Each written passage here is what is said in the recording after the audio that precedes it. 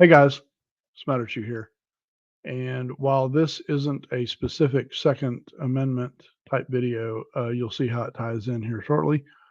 So we want to start with the Second Amendment to the United States Constitution.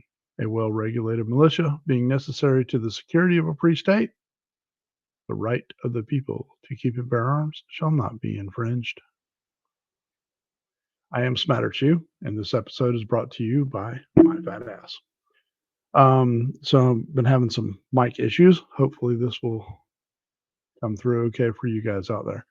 Um, as we enter the Super Bowl season of politics, also known as election year for our president, um, obviously I'm paying close attention, but I've changed a couple of things that I've been doing along the way since 2020 anyway. I'm not spending hardly any time debating anyone. Uh, Look, ultimately on the right, we have Donald Trump. He's already served 4 years. We know what that was like, um, even with the COVID. On the left, we have Kamala Harris, and she's been vice president for 3.5 years.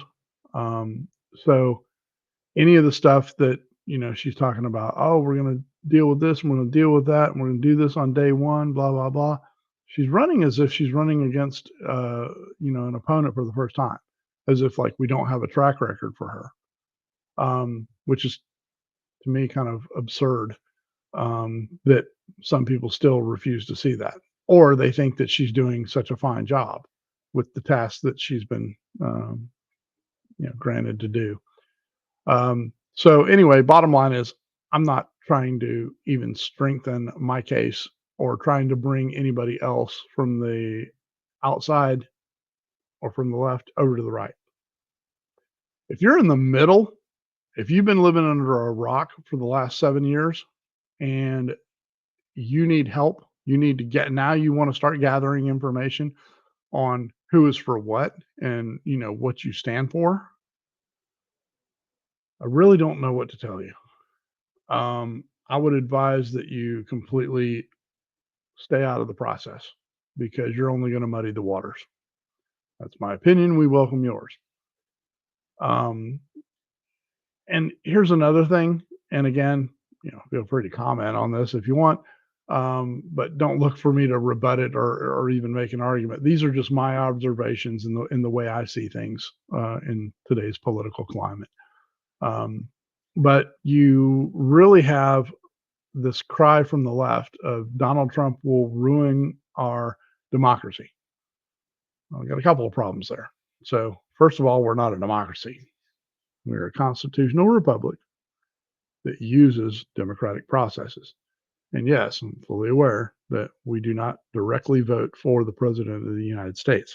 They use the Electoral College. And if you need a lesson on that, then you have no business voting. You can have an opinion one way or the other as far as whether you agree with having the electoral college versus the popular vote or vice versa. But what a lot of the clowns don't seem to understand or comprehend, or they just refuse to admit, is that if you do away with the electoral college and you make it a direct vote, that just completely changes the way candidates run their campaigns. So you don't have swing states. You don't have um, in my view, proper representation. If the censuses and so forth are all being done correctly, which, there's a case to be made for them not being done correctly. But it completely changes the way that they would run their campaigns. So, especially doing it in midstream now, if you were to make a proposal and say, hey, starting in 8 years or whatever, okay, that's the way they're going to do it. Well, obviously, they would stop worrying about the census and stop worried about who's cluttered in big cities and that sort of thing. And so there would be no swing states. It would literally be a straight popular vote. But that's not what the founders had in mind. A straight, excuse me, a straight popular vote is a direct democracy. And our founding fathers knew how dangerous that was. And this is literally mob rule. And one of the best descriptions of democracy that I've heard, or direct democracy, is four wolves and one sheep deciding on what's for dinner. Um, so we have, laws, we have the Constitution, and we have the Electoral College. Yes, we do use direct democratic processes at your local and state level that get our local officials elected. And these are representatives. I try to stress this as much as I can. If you are looking at electing leaders, you're in it for the wrong reason and you don't understand the process and you didn't understand the assignment. We do not elect leaders as Americans. We elect representatives. They represent us. That is the form of government we have, a representative republic, a constitutional representative republic to be exact. All that being said, this leads me to how did Kamala,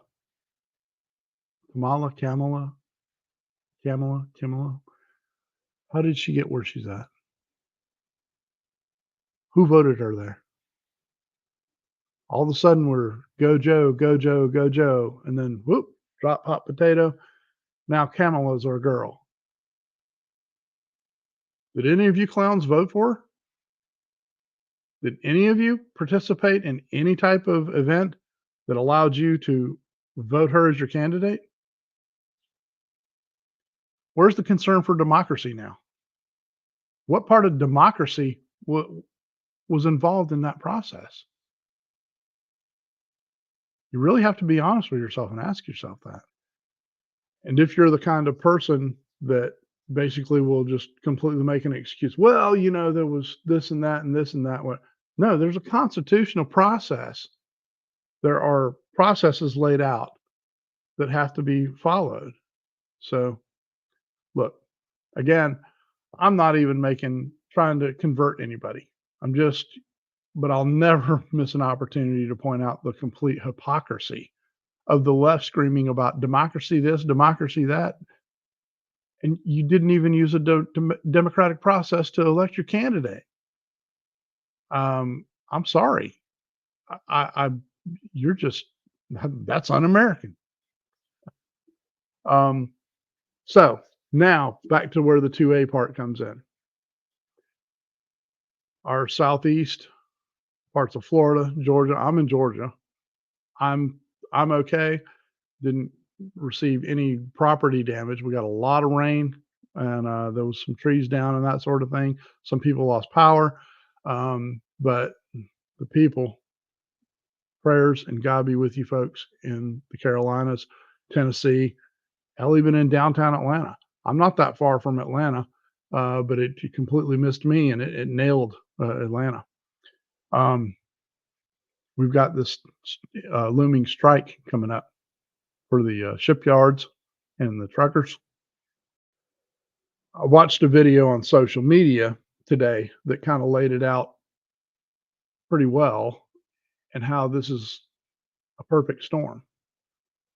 Well, you've got a bunch of people isolated over in this area where the storm hit and so forth, needing a lot of help. You're going to need supplies and that sort of thing. You get the shipyards and the truckers. If that goes on, what they've estimated within a week we'll be out of supplies before you won't be able to get things on the shelf. Now couple that with all the undocumented people that have been flooding our country for the last 3 years, 3.5 years, and they've been handed EBT cards and credit cards or debit cards and this money. What good is that money going to do when there's nothing on the shelf to buy? Now we got a problem. You've increased our population by a dramatic percentage with no way to feed them. So that's where your 2A ties in. So pay very close attention, do your own research. Don't take my word for it.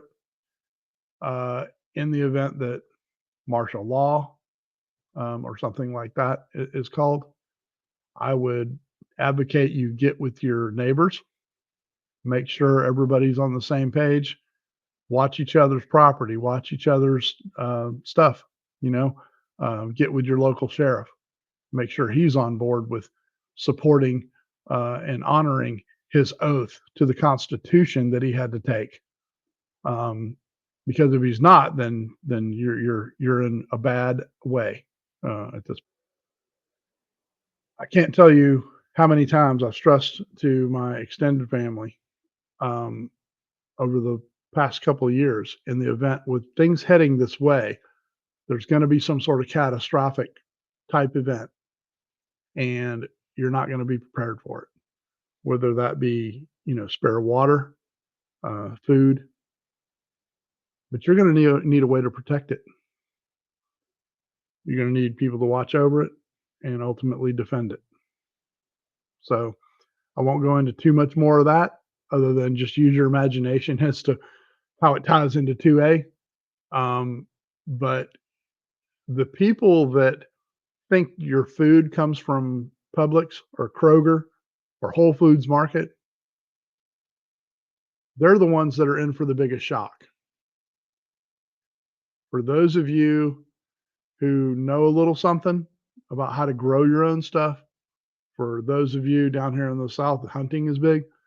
For those of you who know how to provide for your family, it's not going to be as bad. But we're going to have, in a situation like this, you're going to have resistance or problems on two fronts. One is the people that realize, oh shit, I don't know how to grow my own stuff. Oh no, what am I going to do for fresh water? What am I going to do for, food? What am I going to do for this? What am I going to do for that?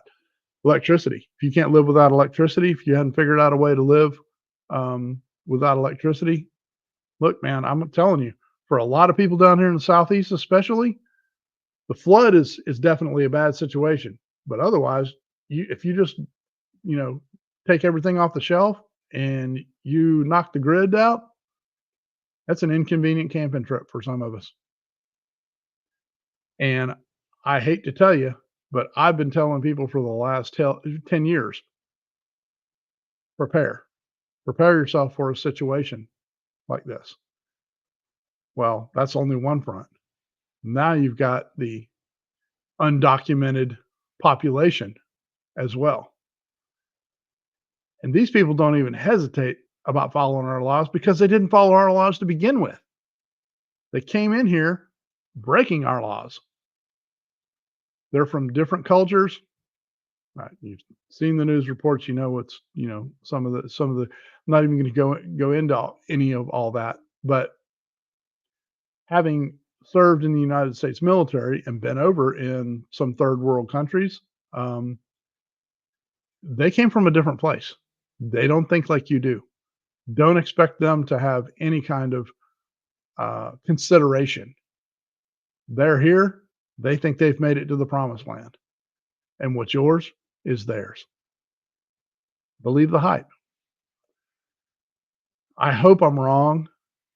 And I'm hoping that this is not, a worst case type scenario.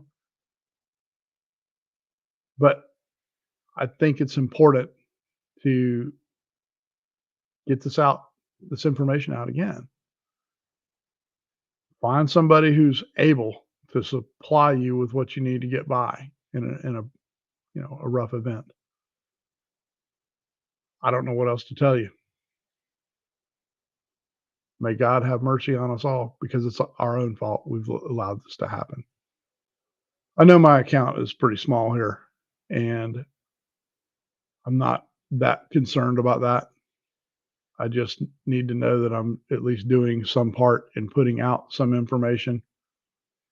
Again, most of it's, my opinion, but use deductive reasoning, use discernment, and understand what we're up against here. I do appreciate each and every one of you. I am Smatterchew, and I do approve of this message. Smatterchew.